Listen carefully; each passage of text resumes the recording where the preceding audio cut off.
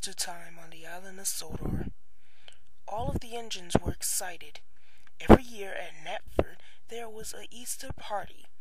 They had a petting zoo where the children can play with the animals, and they had a huge Easter egg hunt. The prizes are in a huge egg-shaped thing filled with candy and other Easter things. It was the day of the party, and Sir Topham Hatt were giving the engines their jobs. Gordon, Emily, Edward, and Toby, you will take the children to the party. Percy, you will take the animals to the party. Henry, you will take the decorations.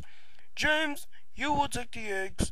And Thomas, you will take the egg hunt prizes. He was so excited he could burst a valve. You will pick up the eggs from the ducks. He raced off to pick up his special. He arrived and saw Salty shunting. "Hello, Salty." "Ahoy, ye matey. You here for the special?" "Yes, I am." Salty took him to the special, and Thomas gasped. It looked bigger than last year's. "Wow, that's huge!" Thomas didn't even notice Percy pull up beside him.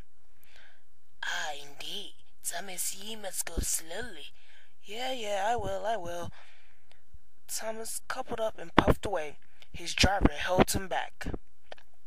"Calm down, Thomas. Remember what Salty said." Thomas didn't hear a word his driver said. He just sped up. He passed a station filled with children. They cheered as he passed. He sped up, wanting to go to another station instead of going to Knapford. Meanwhile, the egg rocked and bounced. "Slow down, Thomas. There's plenty of time." Thomas still didn't listen. He kept going. He came to a junction where he saw the signal was red. "I can't stop. I must keep going." Then he remembered a branch line ahead. "I can take that, so there would be more people to see my special," Thomas said to himself. He forced himself over the points, over the switch, and ran into the branch line. Thomas' driver and fireman didn't even notice. Then the trouble was ahead. There was construction on the tracks. "We should slow down, Thomas." "No, I'm sure they're done." He was wrong. The track was being replaced. He went around the corner and saw the missing track. "Oh dear, I must stop." He slammed on his brakes, but it was too late. He slid off the rails. His driver and fireman jumped clear. The egg flew off the flatbed and down the hill. "Cinders and ashes!" Thomas exclaimed. Then some workmen came over. "You are a naughty engine. You should have not come down this line." Thomas felt terrible. He ruined the Easter party. He felt so sad he could cry, but then he heard a car. It was Tony with the egg. "Tony, you have the egg." "Yeah, I was driving by when I saw it roll, so I thought I could take it to whoever lost it.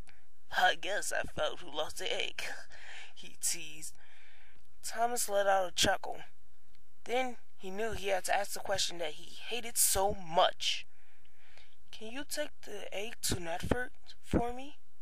"Sure I can." He ran off. Then a little afterwards he heard a chugging noise and Terence appeared. "I'm here to pull you back onto the tracks." The operation took a while, but soon Thomas was back on the tracks. They loaded Terence onto the flatbed, and Thomas puffed to Knapford for the party.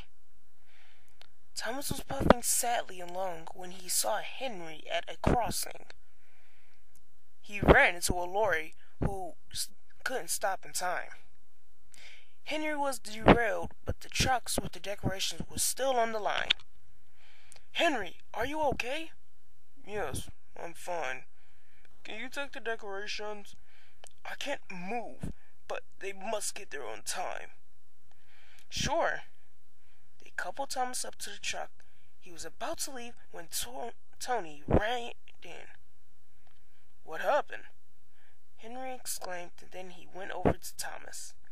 "You must take the egg." "Why?" "'Cause road is blocked, and if I take the dirt road, the egg will get dirty. You're going there anyway. You're the party's last hope." Thomas was convinced, and everyone set to work. They finally got the huge egg onto the flatbed, and Thomas chuffed away slowly and carefully. He arrived at Knapford slowly. Sir Topham Hatt was pacing, and when he saw him, he walked over. He was very, very cross. "Thomas, you have been very naughty. You should have been careful. Even though you helped Henry by taking his load, that doesn't excuse your accident with the construction on the tracks. You will shunt trucks in the yard for 2 weeks." Sir Topham Hatt walked away, and Thomas sadly wheezed steam. He knew he messed up, but he knew helping Henry wouldn't help the situation. He was not a really useful engine today. His thoughts were interrupted by the stationmaster running out of the building over to Thomas. "Thomas, you must go and help James. He had broken down by the windmill." "Yes, sir, I'm on my way." He ran off to help James. The Easter party isn't an Easter party without eggs to dye. He found him surrounded by steam. James had broken his safety valve. Thomas buffered up and puffed away.